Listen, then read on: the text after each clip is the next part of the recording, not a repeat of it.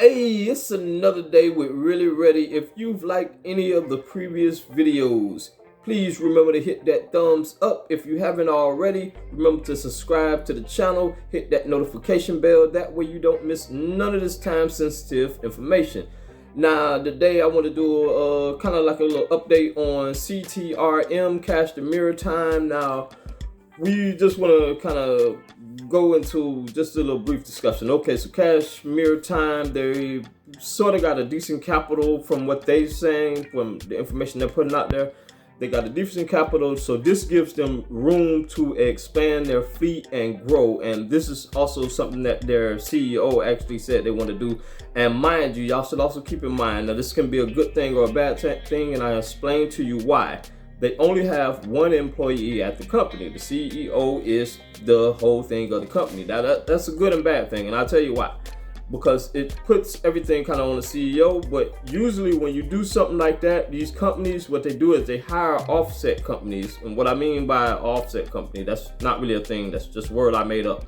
But they hire these other temporary companies basically to work for them. So if anything happens to one of those employees while they're on this job or while they're on this ship, then they're not going to have to worry about the insurance. You see what I'm saying? Cache to Mirror Time won't have to worry about the insurance for that employee. That company, whoever they're hired through or whatever, that's why I call it like an offset company.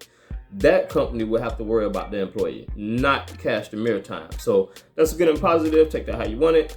Another thing I want to talk about that some of the bears are probably going to try to put out there as a bunch of negative information to make y'all get scared away from this stock. So I just want to let y'all know what it is and what I think about it. So they also just recently did a direct offering at 19 cents per share.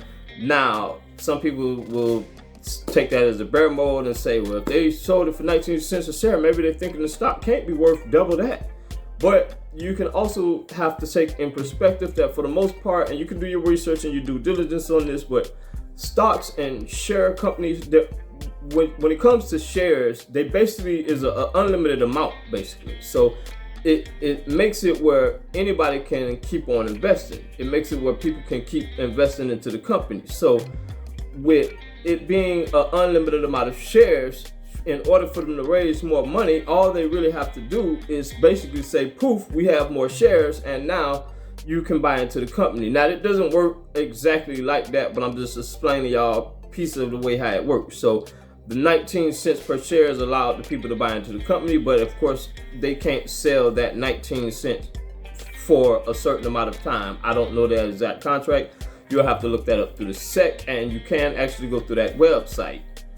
Now, okay, another thing I want to talk to y'all about is just the fact that they've been doing pretty decent since they've been around. They've only been around since about 2017 or so, and since then they've been improving and improving. Now, true enough, they had a little step back or whatnot with the COVID and all that good stuff, or bad stuff we should say, but even throughout that, they still managed to take advantage of that time. What I mean by that, just right now, some of the shipping places are having problems. That is the reason why they're able to get these 2005 ships that they just went into a deal to get. A lot of people think they already got the ships, but from my understanding and my knowledge, they do not have the ships already. The ships will be delivered before April 2021, which is this year. So that's the kind of the deal with the ships. So they don't really already have them yet, but they're acquiring to get the ships. So that's the one thing with the ships. And like I was saying, they will end up getting more and more ships. Well, at least that's part of their plan, to continue getting more and more ships.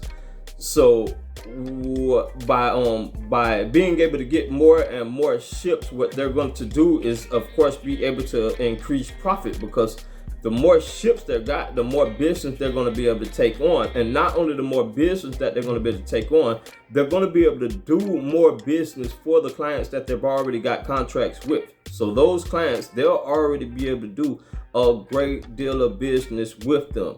Now, with that being said, commercial.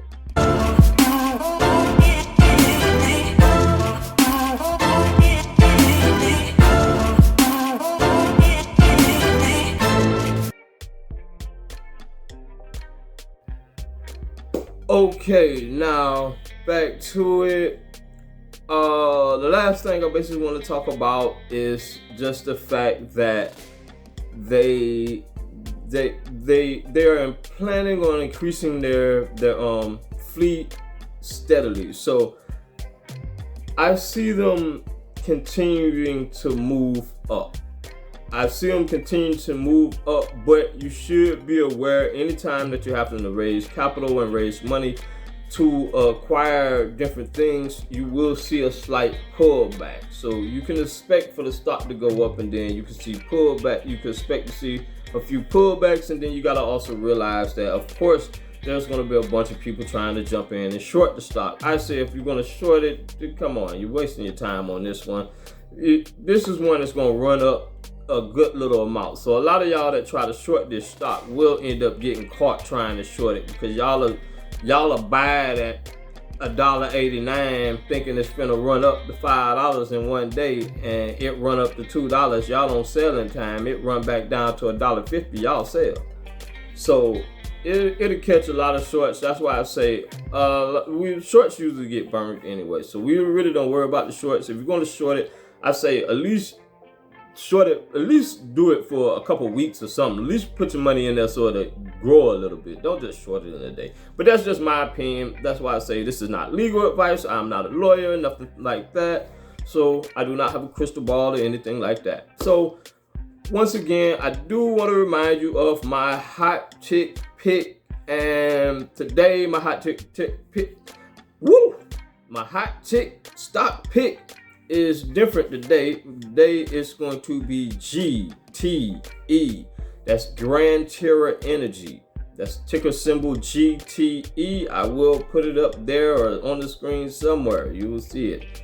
And I also want to tell y'all, AMC. I told you $5 for the flow. A lot of people didn't believe me. They thought it was going to drop down some more than that. But no, $5 is the flow.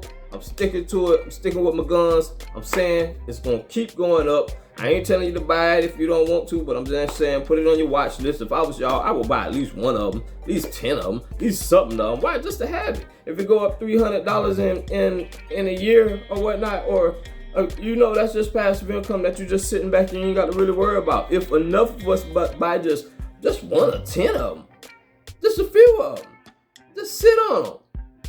That's just like I say to anybody who already invested. Why wouldn't you buy at least something while it's down low, the average down just a little bit, and then at the same time it will help your money grow. That's something you invested in. That's like me. I'm going to the movies March 5th, but we're gonna say that for another video, Coming to America. But I appreciate everybody. I appreciate all the people in the community. I appreciate all the new subscribers. I hope that y'all do not forget to hit that like button, leave a comment. And basically that's it. Really Ready, we is out, baby.